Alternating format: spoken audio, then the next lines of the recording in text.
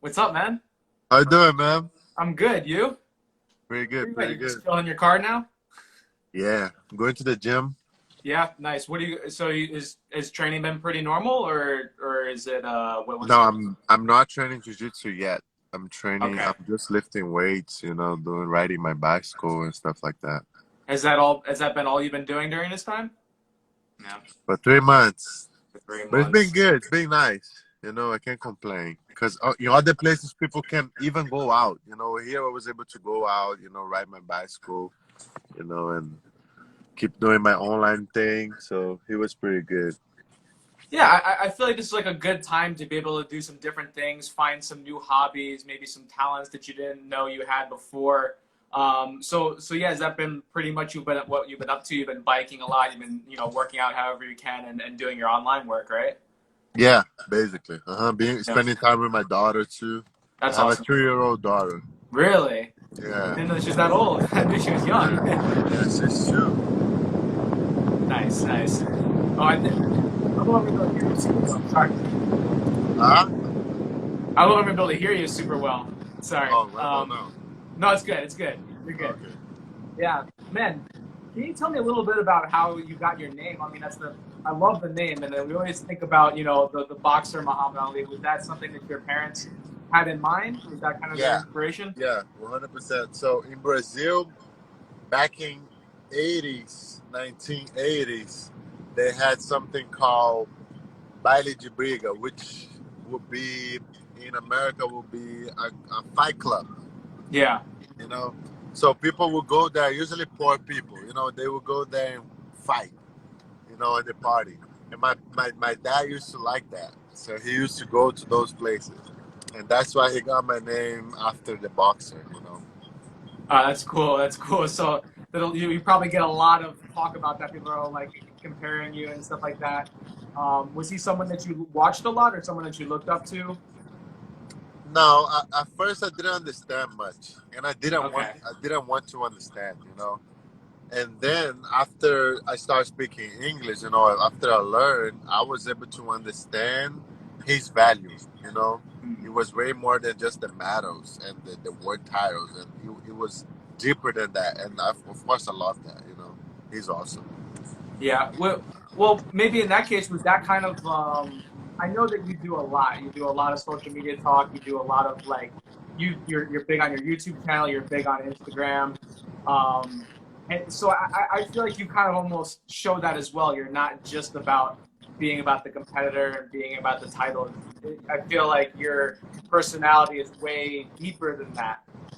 So can you explain a little bit about what you do? Like a lot of the stuff is in Portuguese, so I'm not even really sure a lot of the content that you're putting out there. But can you tell me about that a bit? Yeah, sure. So when I first came here to America, I felt that the Brazilians who came here and they start teaching Americans, they will be cowards. That's the way I used to think. Because I was in Brazil and every single guy that I like to watch, they in America. Hmm. And I'm like, man, why do these people go there? Why don't we stay here and we learn together and we grow together and get better, right? Yeah. But then I blinked, I was living here too, and then I was like, okay, so what can I do to make it different? Because I noticed that every single Brazilian that come here, they do DVDs, they do everything in English, which is fine because they have to pay the bills and run the business and everything. But I was like, man, I want to help myself 10 years ago. Yeah. I wanna be able to help people like me, that come from where I came from, and how can I do that? Yeah. So I was basically talking and speaking and showing them how life looked like here, and Yeah. everything that I was doing in here to, help them. Hmm. It was first for my friends, but then I realized my friends didn't watch my stuff. And then I was just doing it, just trying to, speak, trying to help people and be useful. Yeah. And that became 1,000 subscribers, and then 5,000, then 10,000, then it never stopped growing. It was like that. And what was the key to build up that? Just continue to put it out there? Was it just constant promotion, or well, I mean, what's the key? Like, I feel like I do these chats and they kind of grow a little bit, but they don't really go out there too much. What's the kind of key to get the word out, I guess? Yeah, no, I believe that the best thing you can do to attract people is to be yourself. You know, Okay. Yeah. only you can be you. Nobody else Mhm. can be Gianni. You know, Yeah. nobody else can be Rafa. Nobody else can be Buchecha. You know, they can, like, you the best in the world of being Gianni, right? Nobody's gonna Hmm. be better than you being Gianni. But I see that a lot of people try to be other people, Yeah. and they can never be the best doing that. You know, you can never be the best Gordon Ryan than Gordon Ryan. You know, Yeah. Yeah. so you want to be yourself and give your opinions. I think one thing that is bad too, and nobody likes to watch this kind of people, is when people don't believe left or right. They're always here, right? Okay. So they're always on the fence. That's how you say, right? I mean, Yeah. Yeah. You you're got it. always hanging on the fence. You never pick a side.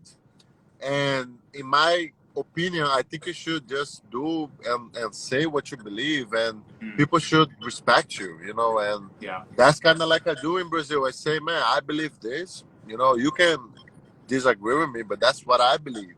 And a Yeah. lot of people like me because of that. A lot of people don't like me because of that. But at the end of the day, if I have I'm pretty sure that I'm trying to help. You know, Yeah. so if somebody don't understand what I say or get offended, I have in my heart that I was trying to help. I had good intentions, you know. Yeah. So that's what I do. I was like, man, I just be myself. I talk the way I talk.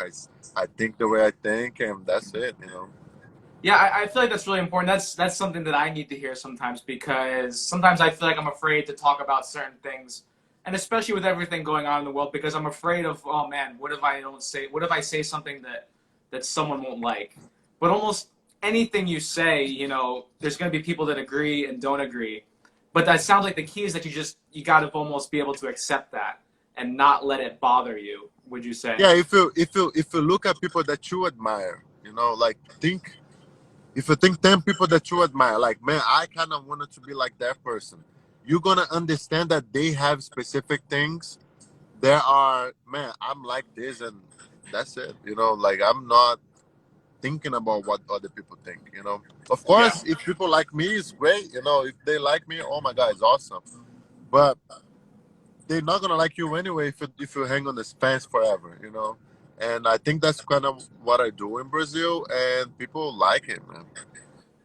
Yeah, that's awesome. I like what you said before. So just so that I know, you said that your talks are almost kind of talking to you from like 10 years ago, and Yeah, almost talking about the benefits of coming to the U.S. and why it's okay to be coming up to the U.S. You meant? yeah, because one thing that I noticed, like I get messages from people saying, man, I want to build audience, right? I want to, like, even like world champions, you know, people better than I.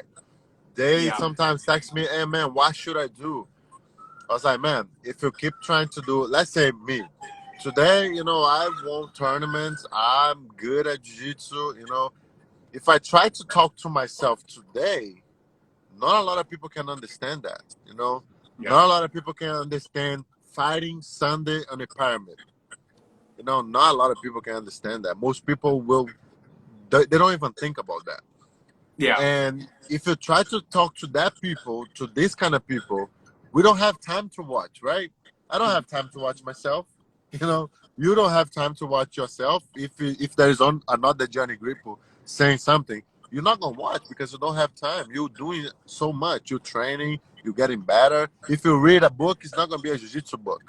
You're gonna read somebody else. You know, so that's kind of how you have to approach it because but you 10 years ago would have time to watch Gianni today because yeah, that's the person you want to become in 5 years and 10 years, you know.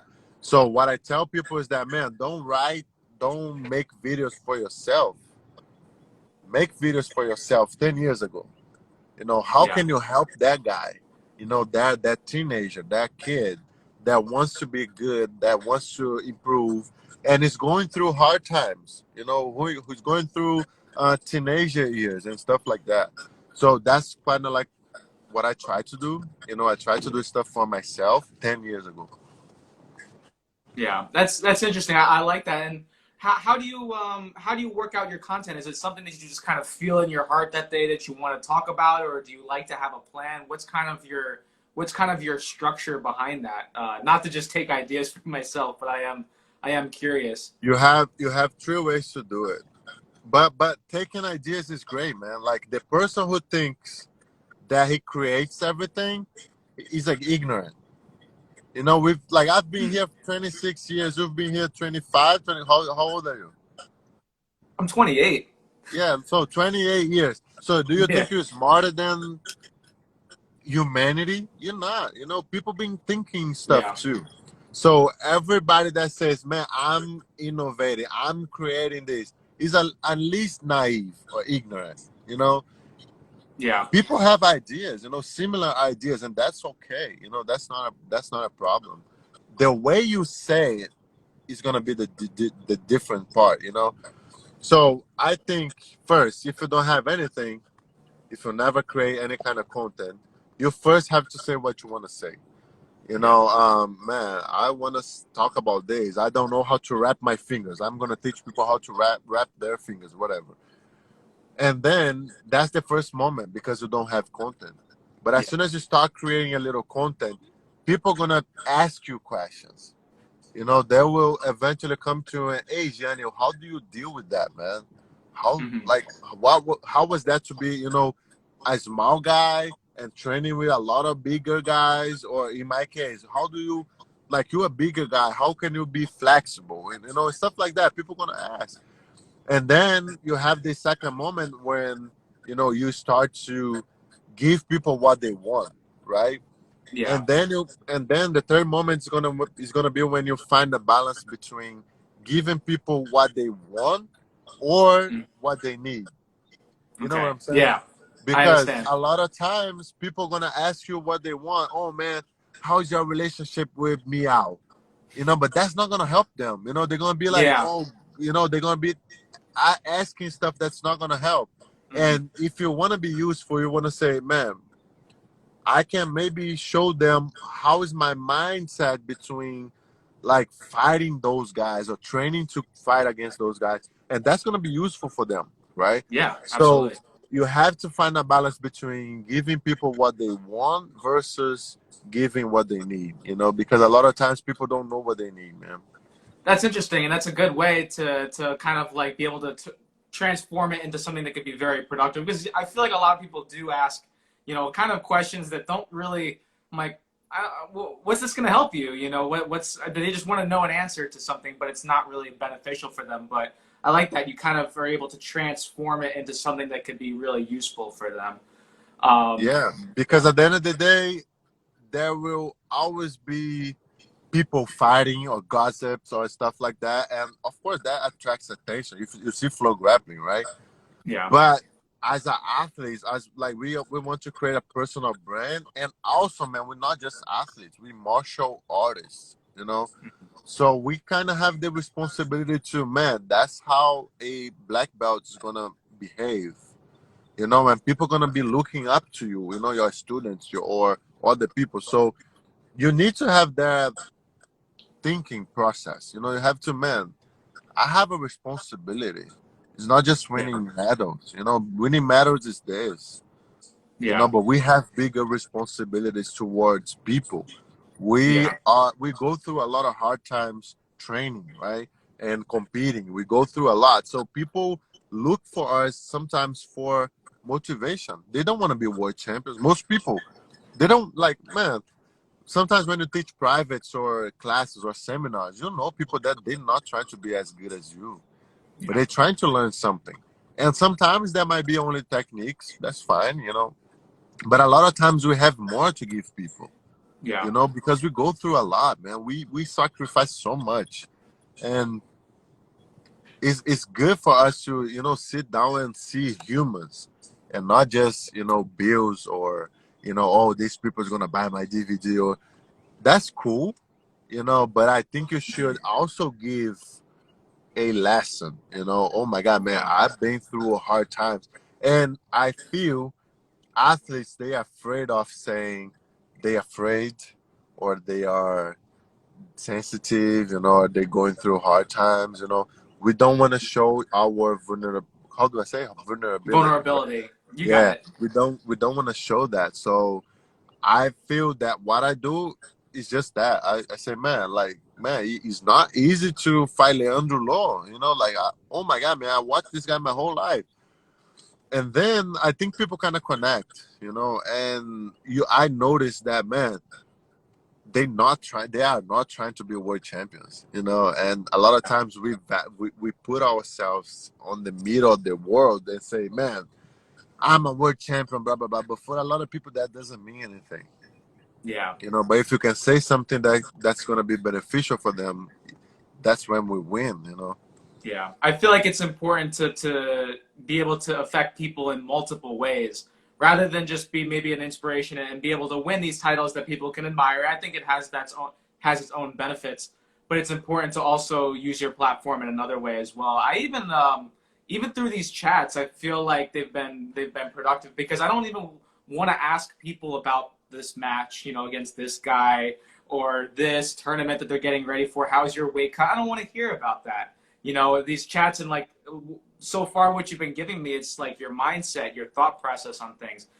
With all these people, I've been able to learn lessons about how they deal with anxiety, before they compete. High level black belts talking about how they deal with being nervous. I think that's something for everyone, whether they want to be a world champion or not, that they can take from that. So I do feel like, of course, the technique, the jiu-jitsu itself is important, but that's just like the surface of it. And being able to really know the athlete and realize that they deal with all these different things. I think so many people kind of see, for example, I talked with Levi Jones, and his interviews, he's very confident. He always comes off as very like, I'm going to be a world champion. But it was great that we spoke because he was talking about how he deals with anxiety before matches and kind of what his mental process is that kind of like deal with that. And I think that's someone that like that everyone would appreciate hearing. Yeah, for So sure. I feel more rewarding being able to actually get into people's minds and learn from these high level people rather than just picking up techniques or talking about the titles that they win. Yeah, man, because you don't want to be around somebody who always say they're the best, right? Like, I don't have the patience. You can be the best if you by myself talking about how good you were. It's gonna be one time. Like, that's not gonna happen again. You're not gonna. I'm not gonna waste my time with you. You can be the Yeah, best, and that's the way I think most people are. You, man, we all humans. We all here to do something good. Try to learn and do useful things. And of course, we happen to win tournaments. But yeah, I don't think it's a big deal to win tournaments if we work for that. We yeah. are working to win tournaments, and then we win. So that's not special. It's our job. It's our Especially job. especially for a person who has only one leg, and they get up and go train every day. That's special. Yeah, And that's what I try to tell myself, man. You don't have anything special. You just work.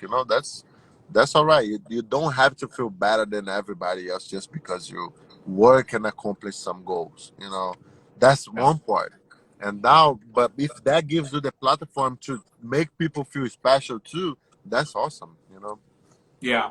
What was your kind of your besides talking to your younger self? What was kind of a motivation, or was there anyone that kind of influenced you into being more well spoken publicly and trying to No, share your knowledge? no, I'm shy, man. To be honest, No, I know. Really? I'm a shy person. Yeah, but what happened was in Brazil, man, jiu-jitsu in Brazil is way different than it is here. And I remember people having political problems with jiu-jitsu in Brazil, meaning I mean, we have that here, but in Brazil is deep. Like, if you change the gym, if you go to another gym, you're Creonte. Yeah, yeah, And that thing, man, it goes deep into my heart because a lot of kids, they quit, man, because they don't want to be called Creonte. yeah. And I'm like, man, I'm here. I can see this thing happening here in America. I can see the way people treat this more freely. Man, you're I free to do whatever. I remember Even you though there talking. is Yeah. Sorry, I remember And you talked about this. I didn't understand it, but I do yeah, remember the subject. I'm sorry. Keep going. so in Brazil, it's deep. Like Yeah. kids, like if you're 15 or 16 and you were winning tournaments, but if you want to go somewhere else, you're probably gonna quit because you Mm, don't want to be called a traitor. yeah. So at first, that's how he started. A guy. I think he was like 14-year-old guy, and he just won Brasileiros, as a orange belt or green belt or whatever. And then he was like, "Man, I'm just sending you this because I saw you winning double gold at brown belt, and that was my dream. But I'm quitting jiu-jitsu because I don't want to Creonte, but at the same time, I know I'm not gonna be super good training where I'm training now." Yeah. And then I talked to this guy. I was like, "Man, what are these people telling you? What is your structure saying?" Like, he's like, Yeah. "No, man. Like, I now since I started winning." He started putting some little things every day, like, "Hey, don't betray me, don't blah blah blah." And then I'm like, "Man, that's evil a little bit. Yeah. Like for a adult to say that to a 14-year-old kid is evil. And then I started making videos about that, and then I remember, man, I don't think I had 10,000 followers yet back in the day. And then I made a video talking about this thing, about the subject in Brazil. In Facebook on Facebook. I said, "Man, you are free to do whatever. You're not a slave. If somebody teach you for free, it's because they want to teach you for free. If you win tournaments, you fine. Like you don't own them your life because of one gold medal that you got. And Hmm. but a lot of black belts, they would say that to kids in Brazil. And then I made that video. I went home. I went to sleep. When I woke up, man, that thing had like almost 1,000 shares, and Wow. like 100,000 views, something like that in one day. And then I was like, "Oh my god, oh my god," And in my heart, I was feeling, man, if that thing helps one person or two or 10, it's worth it. It's worth it. Like, Yeah. of course, these structures aren't gonna like me, but I don't care. Like if they saying that to kids, I don't want them to like me. I don't want to have Yeah. relationship with these people. Yeah. But that happens a lot in Brazil, man. Like here, people are more independent. You know, Yeah. but in Brazil, since we a lot more Christians, like people are more attached to the religion part and to being, it's not loyal, because I don't think that's loyalty, but I think it's a little naive. But that's how it started, man. I was like, "Man, no, you have the right to do whatever with your life. You Yeah. don't have to quit jiu-jitsu because you want to train somewhere else. Come on, man. Look at Vitor Belfort. Look at all these people. They all changed teams. If no, Yeah. if there was no if there was no change in teams, we would have only one team. Would be Gracie Barra. Yeah. And maybe not even Gracie Barra. You will be Bodokan. And Okay. then when we start thinking about that, man, Konji Koma was a student from, Jigoro Kano. So if you start thinking about that, you say, man, no, that's wrong, Yeah. and that's kind of like how we started. Yeah, I like that, and it's crazy how deep it goes. I kind of had a small taste. I remember, when I went to Marcelo's, I got a lot of backlash, but it was funny. Even in the U.S., I got a fair amount of backlash for it. But it wasn't until I went to Brazil for Copa Poggio that I got like a bunch of messages saying that. I'm like, I don't even know you. Who are you? So yeah, I kind of got a small taste of how that runs deep there. And I always felt like, especially for a lot of the students in the U.S., they would be paying. You're paying member at a lot of these places. um, it's your money, it's your happiness. You shouldn't feel obligated to continue to pay to a place if you're not happy there, if you're unsatisfied, and if you're a competitor. I think as long as you're able to kind of like explain to your instructor properly, like, hey, look, this is what my goals are. I think that they should it should be welcoming, but I don't know if it ever will be. Hopefully, you helped them. It sounds like you did. I hope you opened a lot of people's eyes to that, Yeah, man. or And he just I gained some feel haters. Who knows? like there was a video of Hickson Gracie saying that he doesn't believe changing teams, right? In cross training and stuff. And the way he was saying that was, man, I don't believe going somewhere else, or I don't think my students should go somewhere else because I give them my soul. He would say that I give him my soul, and then if he trains and competes under somebody else's flag, I feel that I gave somebody my soul so they can fight against me. That's one. Yeah, I don't think that happens with instructors. Instructors are not giving soul to anybody. They there teaching class. That come on, man. That's not you're not training for war. Even though yeah, Hickson, he maybe he meant what he was saying. So it's kind of different. The whole perspective is different. Like Hickson was talking about, he would die literally. He would literally die for a street fight because that's why, like, he's standing for that. But yeah, most instructors, man, they're not doing that. And when it comes to the students are not training to be world champions. The students are not training to go to war anymore. The students are not training to street fights. So yeah, that whole concept is not real anymore. yeah, So instructors are just trying to, like, students are just trying to be happy and train and practice yeah, jiu-jitsu. Maybe drive less. Man, if I train 25 minutes away from my house, I want to go 15 minutes. That's my right to do it. yeah, But a lot of people, they grab what Hickson said and say, listen, you better not leave the gym. And by yeah, the way, teach class for me for free. you know. So, like, man, yeah. it's kind of weird. Yeah, it's a weird thing. Hopefully it does change more, but I think it's gotten better now, and I feel like Yeah, way better. I feel like your talk did a lot for that. I remember that kind of being a little bit of the shift in mindset. I didn't know what was said, but I noticed a difference more after that. I feel, but Yeah, and the thing is that in Brazil, people are not leaving jiu-jitsu. So, like, a lot of people, they have work, they have other stuff. They do jiu-jitsu, but they're not really following what's happening, and they want to try to teach you how to live your life, yeah, if that makes sense. And that's something that I try to tell people too, man. Calm down, man. Calm down. It's not just because somebody's saying something that he's right or wrong. So a lot of times I tell people, man, calm down. Listen, every story has two sides, so you don't have the right to judge nobody, especially if you don't have anything to do with that, you know.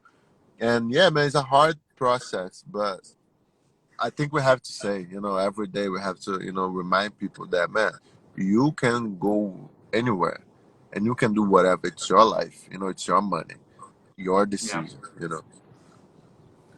Yeah. So what ended up bringing you to the U.S. anyway? You said you didn't want to. You said you didn't want to be here. You kind of wanted to make everything happen in Brazil, and then you said, "Oh, blink, you were here." What was that transition? How did you kind of end up at Lloyd's? Yeah, so I loved Brazil, man. I mean, I still love Brazil. But what happened was I had a friend called Gobi. Gobi came here first with me. So I used to train in Tinogueira, and that was a MMA gym. Yeah. There wasn't a jiu-jitsu gym. And I was traveling, doing tournaments here and there, but it wasn't the way I was thinking about. I didn't want to do like that. I wanted to train jiu-jitsu to compete jiu-jitsu, and I didn't have that in my gym. Hmm. So at first I was thinking about going to Atos because André Galvão trained at Tinogueira, where I used to train. Yeah. But that was Gobi, you know. Mohammed.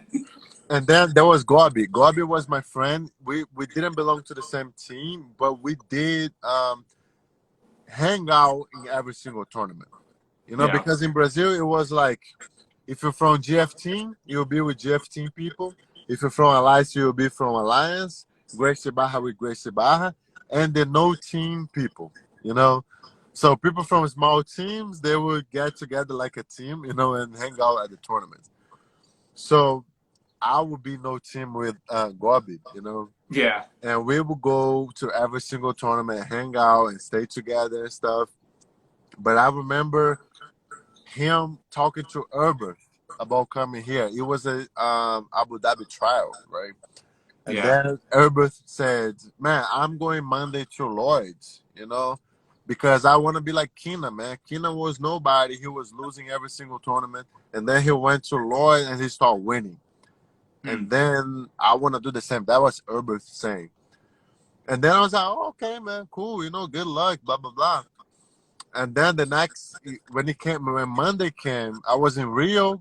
Gobi was at his house, and Gobi texted me, "Man, I'm going to Lloyd too." I was like, "What you mean, man?"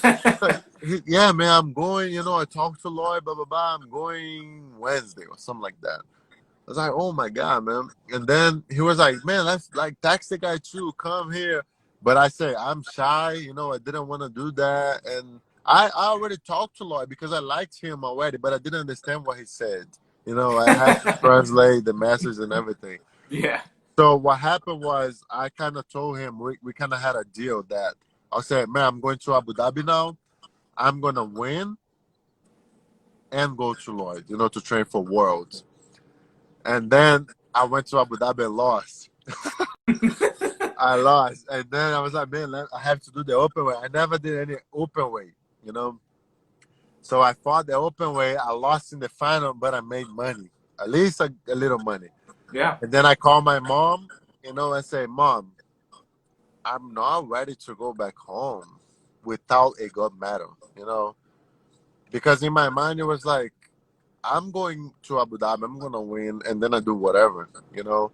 But when I lost, and man, it was stupid the way I lost, you know. It was so stupid. And in my mind, I was like, man, I'm not ready to go back home. You know, I am not ready. You Yeah. know, so I talked to Lloyd, and my mom was like, "You crazy? Where are you going?" I was like, "Man, I'm going to America." So America don't even speak English. I was like, "I don't know. I'm gonna figure it out." You know, like because in my heart, I didn't feel that I deserved to go home. You know, without a gold medal. I was like, "Man, I'm not. No way. I'm going back home." You know, I have to find a way to do something and feel worth. You know. So I came here for 20 days, man. For 25 days, I trained a lot and I won worlds. You know, it was so Hey, cool. you got that medal. It was the best feeling, man. It was the best feeling. Not just because I won, but I won. Gobi won. Herbert won double golds.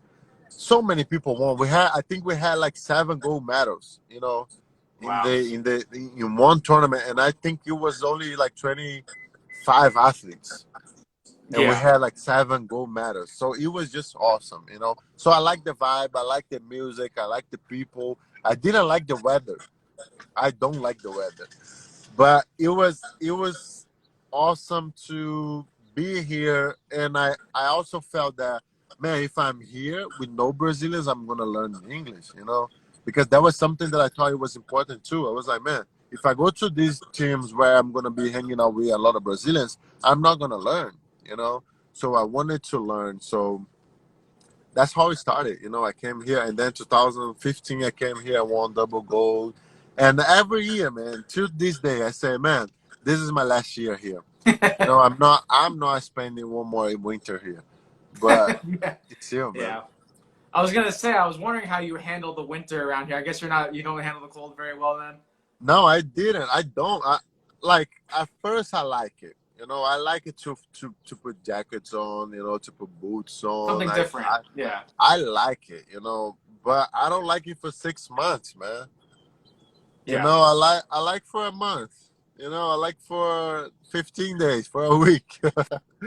but not for, no, I don't like it for 6 months, man. Yeah, that's pretty rough. Ray's right. This winter wasn't that bad, but what was this winter like for you? This winter was still probably pretty bad for The you. first one or this one? No, this one was fine. No, now I have clothes, like I Yeah, have yeah, yeah. heated seats, like it's comfortable now. But it's still not, when you wake up, it's cold outside, you know. Yeah. So in my mind, it's like, man, I know it's cold outside. Of course, I'm gonna get in the car, and you know, it's gonna be comfortable. But I know it's cold, you know. And then I'm like, man, what am I doing here? You know, like it's not. I don't know. It doesn't make sense for me, man. Why people do that, you know? That's it's funny how you didn't want to like actually be here, but kind of you just ended up you ended up just sticking around. Yeah. When my thing was, it's bad, but I'm winning, right? Like Yeah. in my mind, it was like, man, maybe that's the price I have to pay, you know. So in my mind, I was like, man, maybe that's the price I have to pay, you know, to win worlds, to do whatever I want to do, you know. So yeah, I still don't understand why I still do that, but yeah, man, it's fun to train, you know, with people here. I love people here, but man, it's still like, man, it's cold, you know. Uh, yeah, it's different. Would you ever move back? Would you ever want to move back to Brazil, or do you feel like you're so That's settled here now? no, that's my biggest dream. Like I think about that every Mm, single day. But my thing is my daughter. You know, mm.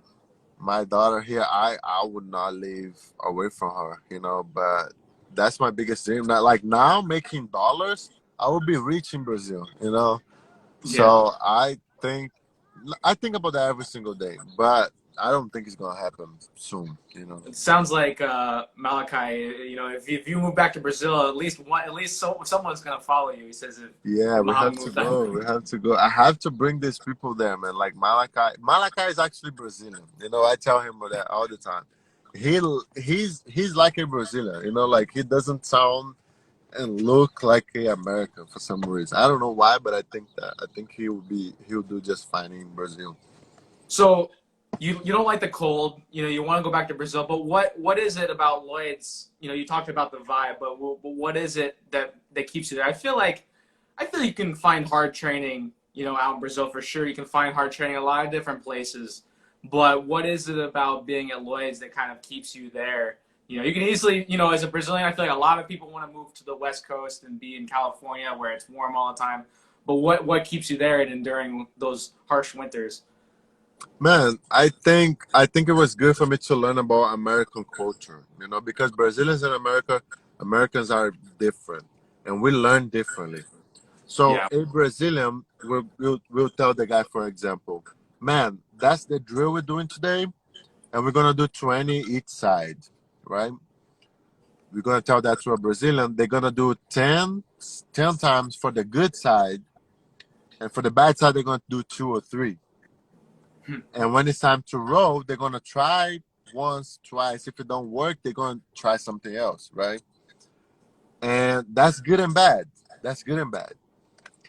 But a American, you're gonna tell them, hey, you're gonna drill this thing 20 times each side, and then they're gonna do 20, 20. And if you don't say anything, they're gonna do another 20, another 20. You know, they're gonna keep doing it until you tell them to stop. And when it's time to roll, they're gonna try that thing. If it don't work, they're gonna keep trying and trying and trying and trying. And that's good and bad too, you know, Yeah. because it shows discipline. It shows Yeah. discipline, shows like that you follow your game plan and everything.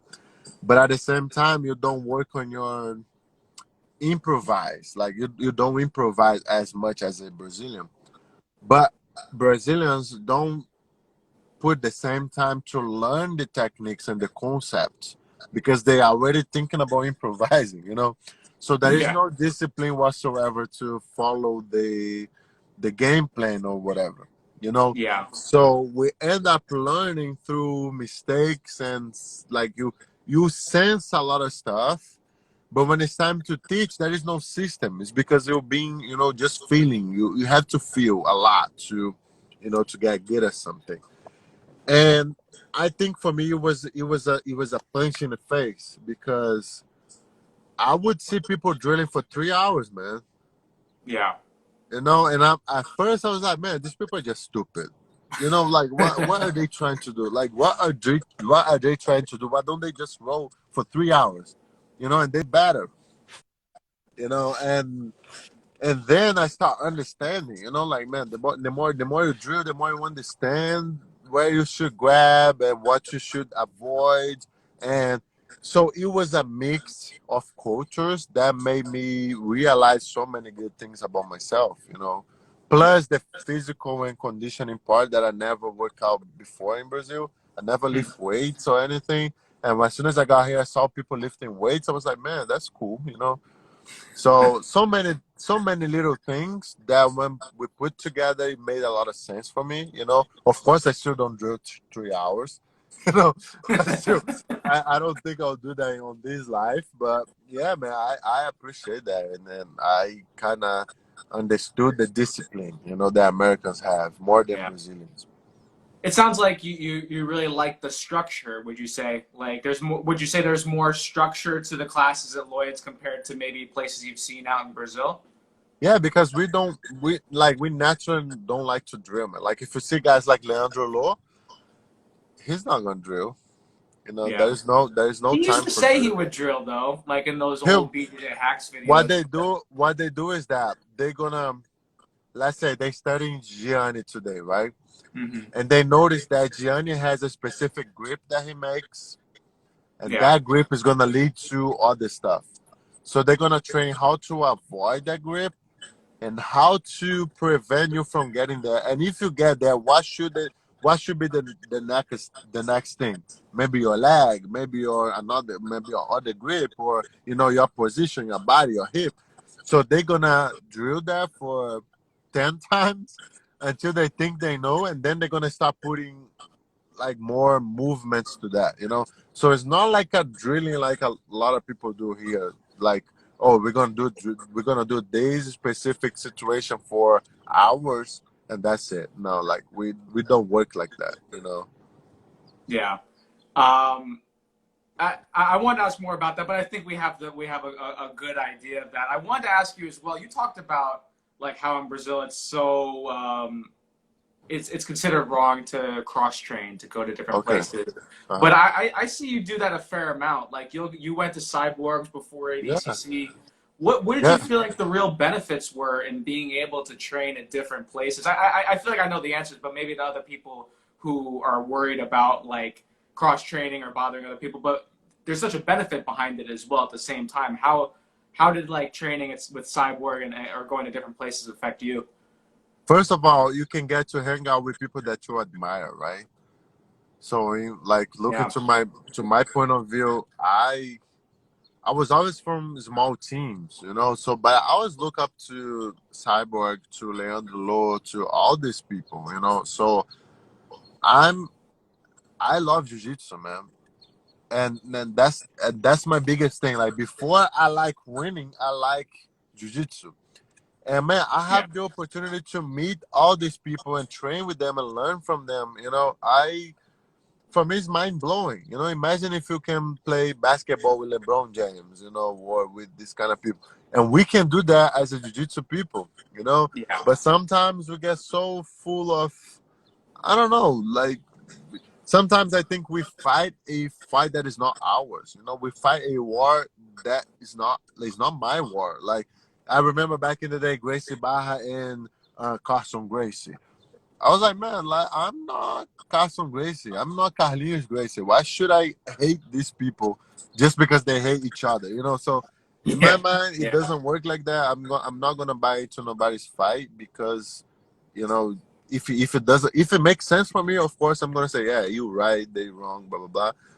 But I like it, man. I like to learn. I like to train jiu-jitsu, and I think jiu-jitsu is about community. It's about people. It's not about medals. Medals are fine. We want to win, but and if you see other sports, man, like judo, like Olympic sports, they train together. And they Yeah. get better. They get Yeah. better by You're right. doing that. So I Yeah. think we should be more mature. I like that. I feel like you can look at a lot of sports and see how, athletes from other teams will come together and that's how they improve. I feel like there used to be such a time when teams would only stick with each other, but then how do you learn from others? How do you evolve your game? I feel like that's important. I like what you said as well. Even like, you didn't even mention a thing about how the training was, but it was about making the connections that you Yeah, feel and most I important. think, man, there is no more secrets nowadays. because some people say, no, man, I don't want to show my secrets. But man, you have flow grappling. You know, you can watch, Can't hide like it. people Yeah. can watch us. Yeah, people can watch you and they know what you're gonna do. Do you think that's really what is the most important? You know, I think it's a lot about energy too. Like on the tournament, there's a different energy. You know, there is more than just techniques. You know, Yeah. and yeah, some people don't agree with that. I'm fine. You know, you can think whatever you want to think. But I like, man, like, especially if it's cool people like Cyborg, man. He's the coolest guy, you know, for you to meet, for you to, you know, hang out with. So I'll do it, you know. Yeah. Someone was asking. I think I know the answer, but what you are you? So you see that question on the bottom there? Do you They're think the Brazilian. American? Yeah, Do you I don't. think the Americans are more stronger? Are you talking about? Are you talking about physically strong or I think mentally it's talking strong or what? about. I don't know. Well, for me, I would think that it's no because I like what you said.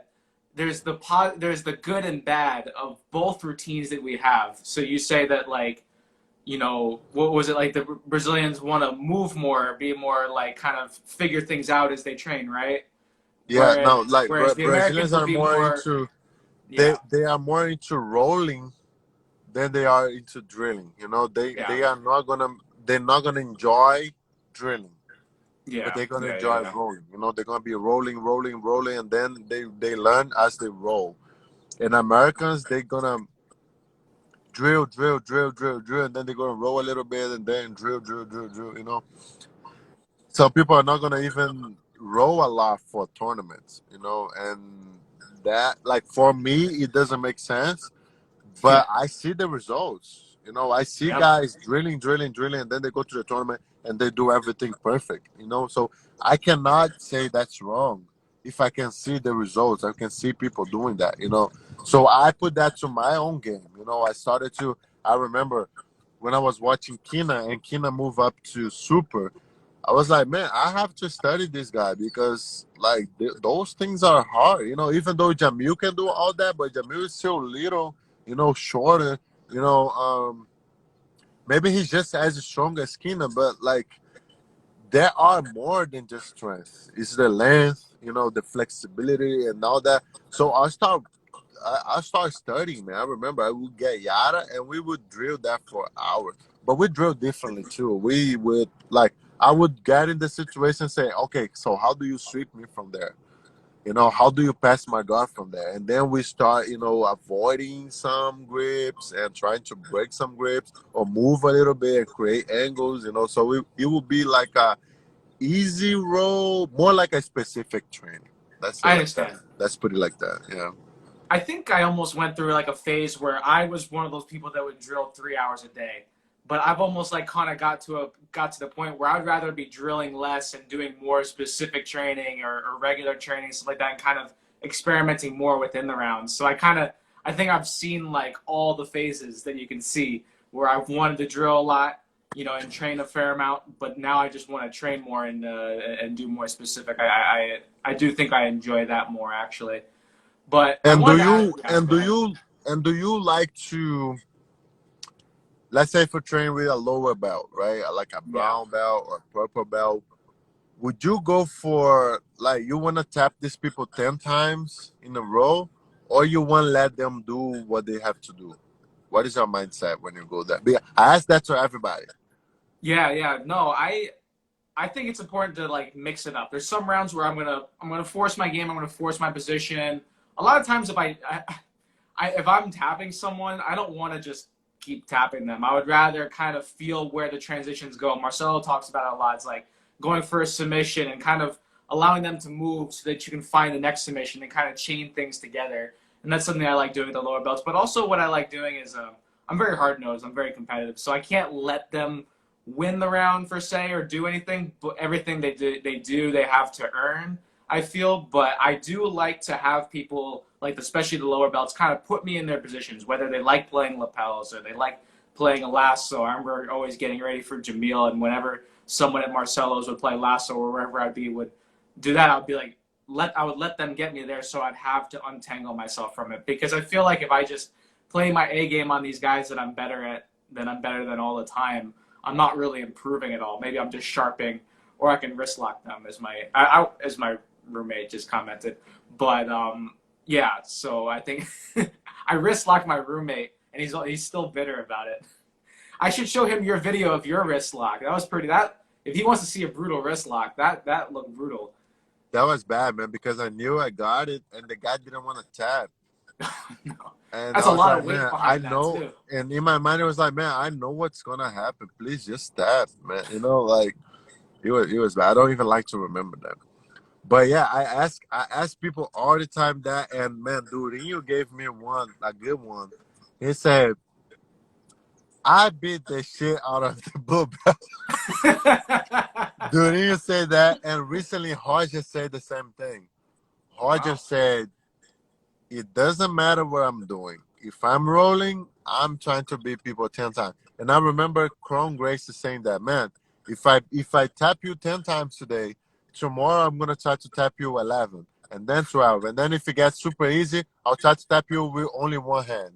And then if it gets super easy, I'll try to, just use whatever, so they like these kind of people that have this little mindset of not zero compassion, right? Like they are just trying to get better all the time and sharp what they already have super good. And I always had a hard time doing that, trying to do that because man, people get hurt. When I go to the gym and when I open my mind and say, man, today I'm gonna just try stuff and if somebody get hurt, I feel sad, man. But I have to get that mindset a little more, because from brown belt to now, I feel that I'm not tapping people as much as I did before. But before I didn't care. I would just go to the training and then try to do as bad as I could. But then I start realizing, hey, Mohammed, man, you 235 pounds. you know, you know, you're not supposed to be doing all that every day with your teammates. And Master Danny would say the same. He was like, man, you cannot do that after almost 2 hours of practice. Like people are already tired enough, and then it's hard, for you to find a balance, and because we get good eventually, right? After 10 years training, man, we become, good. And then we want to fight. We like fighting. We like going hard, but like he's a little mean to do that to everybody, right? Yeah, I Yeah. feel like that's also Marcelo. I remember had a talk with us, and he's like, "I want you guys to be able to train with the lower belts. We'd always just train with the black belts all the time." But he's like, "It's important to mix it up and try to experiment and try to evolve your game more." Of course, you have times where you go hard, but I think there needs to be like a balance involved where you spend time going hard, but then you also spend time still going hard, but being more calculated or trying to open up a bit more. What Durinho said was back in the day, Atos was Durinho, Bruno Fazato, Ari Yeah, Farias, Gui and Rafa Mendes, just an insane Galvão. group. Yeah, Like it was so many crazy good people. And what he said was eventually they started to win by advantages mm, because they training with each other and they not open up because they all yeah, super good. yeah, So a lot of super good people training together. So that means if you score 2 points, you're not letting go. You're not trying to lose practice. So what he say what start happening is that they stop stepping people out in the tournaments because they got yeah, so used to it's tall. And that's when they said Hamon start putting them to train with lower belts and force them to tap these people as much as they could. And that's how they started to get back to submissions and everything. So yeah, that's what he told me. He was like, man, if you have a lower belt that you can beat him up, just do it.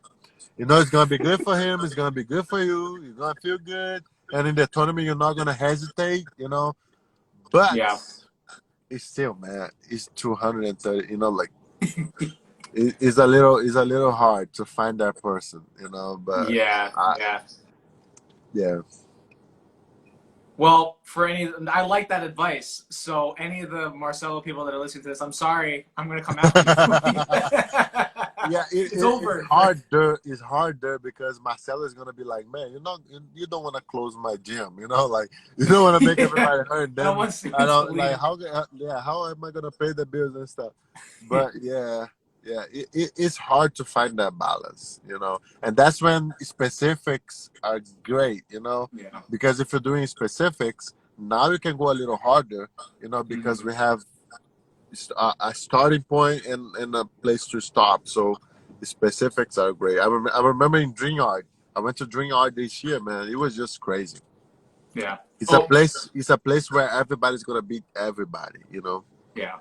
Man, it's gonna shut off in about 50 seconds. So I just want to say thank you for doing this, man. And thank you for taking the time. Thank Learned you so very much much, from man. this. I I really appreciate it, man. appreciate it. Man, I hope to see you around soon. I'm actually gonna be driving around the Virginia area this Oh, weekend. okay, let's roll, So man. maybe I'll find you on the road somewhere. Sure. See you, man. Hey, thanks guys for joining. I'll see you, man. Be safe.